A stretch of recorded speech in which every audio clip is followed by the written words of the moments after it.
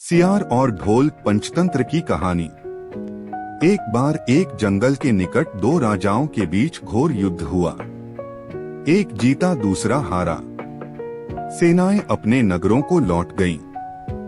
बस सेना का एक ढोल पीछे रह गया। उस ढोल को बजा जाकर सेना के साथ गए भाट व चारण रात को वीरता की कहानियां सुनाते थे।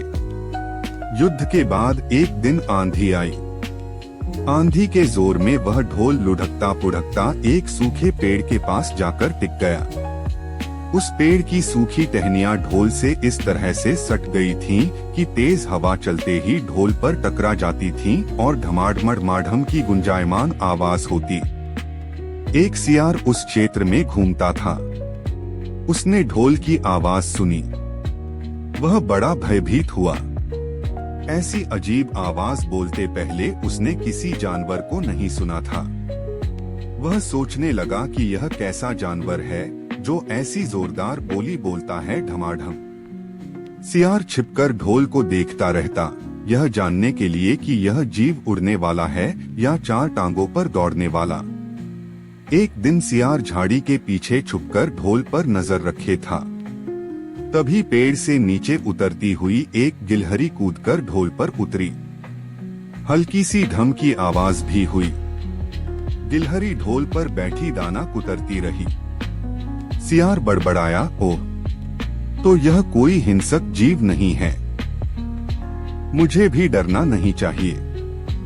चांद निकलने पर दोनों ढोल की ओर गए। जब वे निकट पहुंच ही रहे थे कि फिर हवा से टहनियां ढोल पर टकराईं और ढमढम की आवाज निकली। सियार सियारी के कान में बोला, सुनी उसकी आवाज? जरा सोच, जिसकी आवाज ऐसी गहरी है वह खुद कितना मोटा ताजा होगा। दोनों ढोल को सीधा कर उसके दोनों ओर बैठे और लगे दांतों से ढोल के दोनों चमड़ी वाले भाग के किनारे फाड़ने।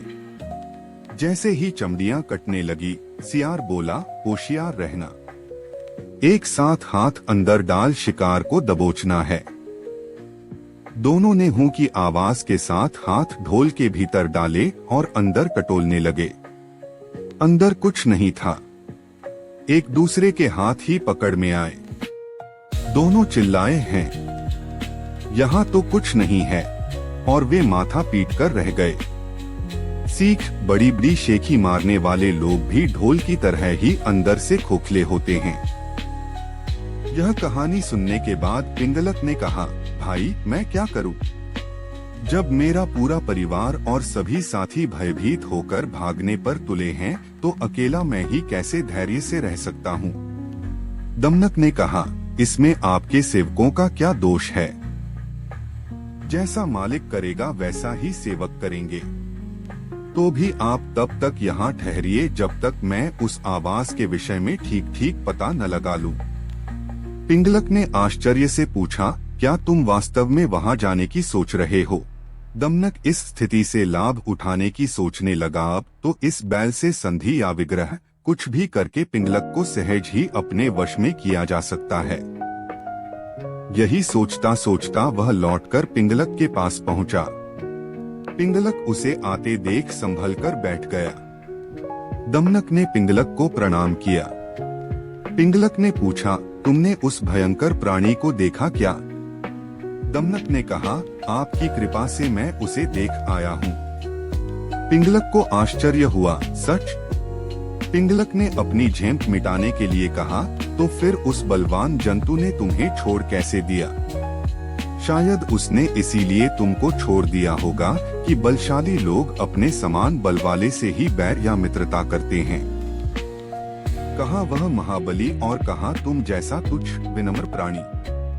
दमनक ने मन का क्षोभ छिपाकर कहा, ऐसा ही सही। वह सचमुच महान है, बलशाली है, और मैं एकदम क्षुद्र दीन प्राणी हूँ। तो भी यदि आप कहें तो मैं उसे भी लाकर आपकी सेवा में लगा सकता हूँ। पिंगलक ने चकित होकर कहा, सच कहते हो? ऐसा संभव है? दमनक बोला, बुद्धि के लिए कुछ भी असंभव नहीं। तब पिंगलक ने कहा, अगर ऐसी बात है तो मैं आज से ही तुमको अपना मंत्री नियुक्त करता हूँ। तुम्हें प्रजा पर दया और दंड के अधिकार देता हूँ। पद और अधिकार पाकर प्रसन्न दमनक बड़ी शान से चलता हुआ संजीवक के पास पहुँचा और गुर्राकर बोला, ओरे दुष्ट बैल, इधर आ। मेरे स्वामी पिंगलक तुझे बुला रहे हैं। इस प्रकार निशंक होकर डकराने गर्जने की तुझे हिम्मत कैसे हुई? संजीवक ने पूछा, यह पिंगलक कौन है भाई?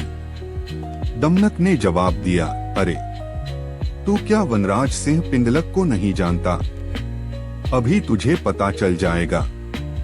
वह देख, बरगद के पेड़ के नीचे अपने परिवार के साथ जो सिंह बैठा है वही हमारे स्वामी पिंगलक हैं। यह सुनकर संजीवक की कंपी छूट गई। वह कातर स्वर में बोला, भाई तुम तो चतुर सुजान लगते हो। अपने स्वामी से मुझे माफ करवा दो तो मैं अभी तुम्हारे साथ चला चलता हूँ। दमनक ने कहा, बात तो ठीक है तुम्हारी। अच्छा ठहरो, मैं अभी स्वामी से पूछकर आता हूँ। वह पिंगलक के पास जाकर बोला, स्वामी वह कोई मामूली जंतु नहीं है, वह तो भगवान शंकर का वाहन वृषभ है। मेरे पूछने पर उसने बताया कि भगवान शंकर के आदेश से वह नित्य यहाँ आकर यमुना तट पर हरी हरी घास चरता है और इस वन में घूमा करता है। पिंगलक भयभीत होकर बोला, यह सच ही होगा, क्योंकि भगवान की कृपा के बिना घास चरने वाला यह प्राणी सर्पों से भरे वन में इस तरह से डकराता हुआ निर्भय विचरण नहीं कर सकता। खैर यह बता कि अब वह कहता क्या है?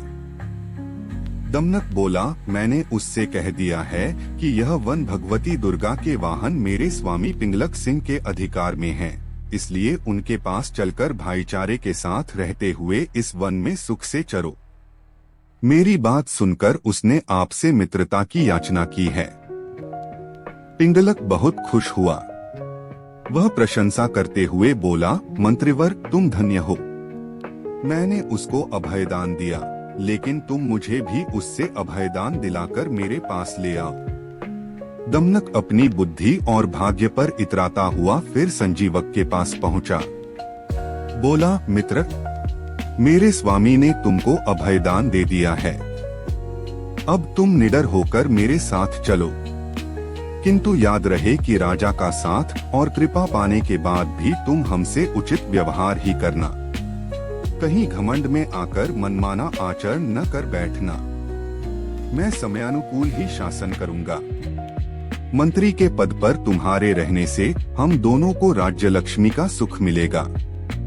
जो व्यक्ति अहंकार के कारण उत्तम, मध्यम और अधम व्यक्तियों का उचित सम्मान नहीं करते, वे राजा का सम्मान पाने के बाद भी दंतिल की तरह दुख भोगते हैं। इस प्रकार की कथा, रोचक कहानियाँ और सुविचार सुनने के लिए कृपया आप अपने इस YouTube चैनल को लाइक, शेयर और सब्सक्राइब करें। धन्यवाद।